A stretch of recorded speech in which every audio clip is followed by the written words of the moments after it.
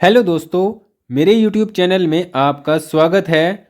और आज की वीडियो में हम बात करेंगे कुंडली में अच्छे धन की स्थिति, जीवन में अच्छे भाग्य की स्थिति और गुरु की स्थिति किस प्रकार एक दूसरे से संबंध रखती है, या कुंडली में गुरु की स्थिति किस प्रकार धन की स्थिति, भाग्य की स्थिति को प्रभावित करती है।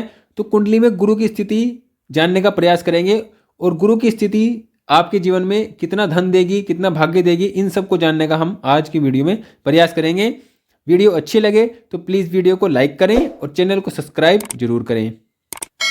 देखिए, कुंडली में गुरु ग्रह की एक बहुत अधिक महत्ता होती है, क्योंकि कुंडली में ज्योतिष में गुरु ग्रह को सबसे शुभ ग्रह की श्रेणी में रखा जाता है। और गुरु ग्रह होते हैं वो एक तरह से गुरु होते हैं, सभी ग्रहों के देवताओं के गुरु भी इनको माना जाता है। और गुरु ग्रह की अगर हम बात करते हैं तो 4 नंबर की राशि में ये उच्च के होते हैं और 10 नंबर की राशि में ये नीच राशि में आ जाते हैं। और 9 नंबर और 12 नंबर मतलब धनु और मीन इनकी खुद की राशियाँ होती हैं।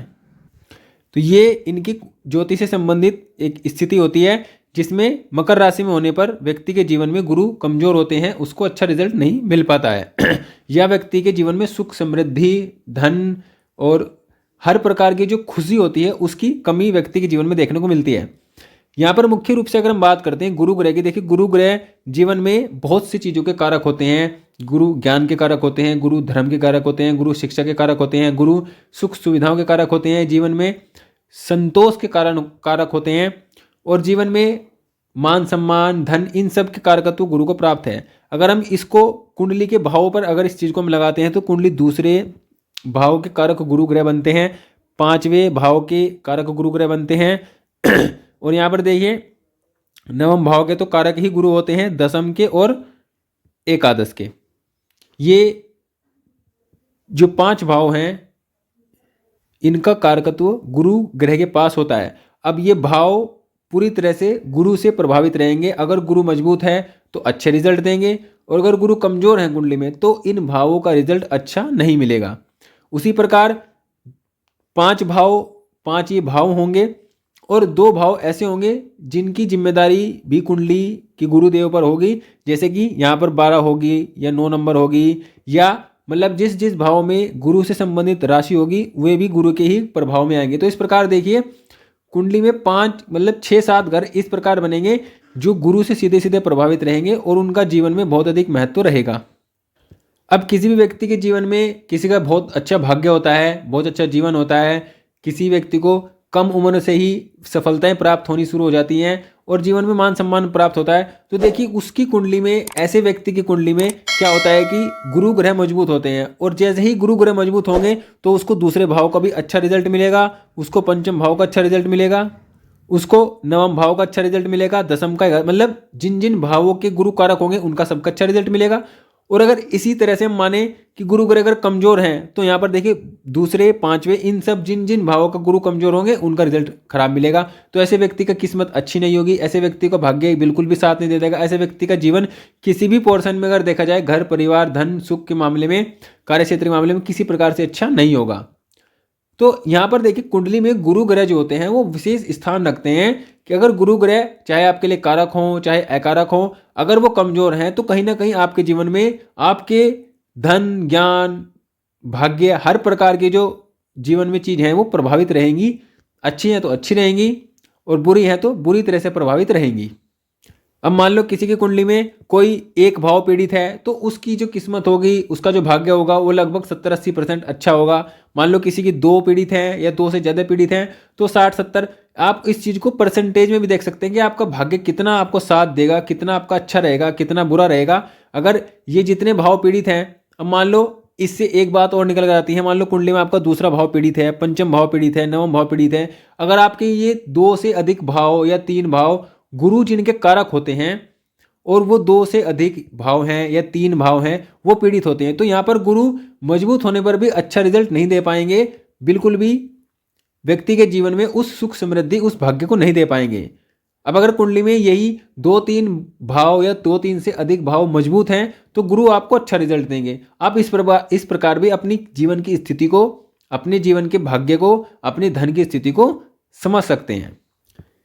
ये एक तरीका कुंडली में आप समझ सकते हैं जिससे आप देख सकते हैं कि आपके अपने जीवन की धन की स्थिति, अपने ज्ञान की स्थिति या अपने जीवन में सफलता की स्थिति को इसी प्रकार आप कुंडली में दूसरे भावों पर भी इस चीज़ को लगा सकते हैं, दूसरे ग्रहों को भी लगा सकते हैं। जैसे कि कुंडली में शनि की अगर हम बात करते हैं तो शनि कुंडली में किस भाव के कारक होते हैं? चाहे छठे भाव के कारक होते हैं, तीसरे के कारक होते हैं, कुंडली में दसम भाव के कारक होते हैं शनिदेव, अष्टम के और द्वादश के भी भाव शनिदेव कारक होते हैं। तो देखिए अगर आपकी कुंडली में शनि कमजोर है तो आपको इन सब भावों का, इन सब जो ये भाव है, जैसे तीसरे भाव का शनि कमजोर है तो व्यक्ति आलसी होगा, काम नहीं करेगा, प्रयास नहीं करेगा, एफर्ट नहीं लगाएगा, मेहनत नहीं करेगा, क्योंकि तीसरा भाव कमजोर है। कमजोर क्यों? क्योंकि शनि कमजोर है, क्योंकि शनि तीसरे के कारक होंगे। उसी प्रकार छठे हैं, छठे भाव में शनि कमजोर है तो जीवन में आपके दुश्मन आपको परेशान करेंगे, आप कर्जे में चले जाएंगे तो निकल नहीं पाएंगे, आप अपने जीवन में रोग में चले जाएंगे तो आसानी से बाहर नहीं आएंगे। ये समस्या है। मतलब अगर कुंडली में कारक भाव कमजोर है, कारक ग्रह कमजोर है, तो उस भाव से संबंध भी व्यक्ति को रिजल्ट नहीं मिल पाते हैं। इस चीज को आप किसी भी ग्रह से जोड़कर देख सकते हैं, किसी भी ग्रह से आप इस चीज को आजमा सकते हैं और आप अपनी कुंडली में अपने सभी जो क्वेश्चन है, अपने मन में उठने वाले सवाल हैं, उन सवालों का जवाब पा सकते हैं कि कौन सा भाव आपको जीवन में अच्छा रिजल्ट देगा और कौन सा भाव आपको जीवन में अच्छा रिजल्ट नहीं देगा। ये इस बात पर आप तय कर सकते हैं कि आपके कुंडली में कौन से ग्रह अच्छी अवस्था में हैं, कौन से ग्रह शुभ ग्रहों से दृष्ट हैं।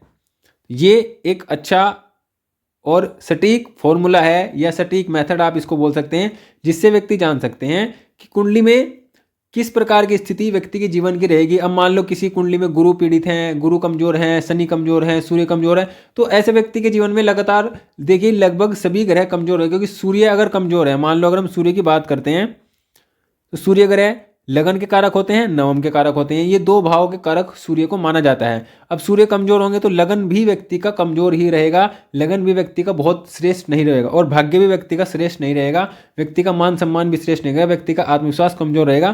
तो देखिए ये दो भाव कमजोर होने से, कमजोर सूरज के कमजोर होने से ये दो भाव कमजोर होते हैं।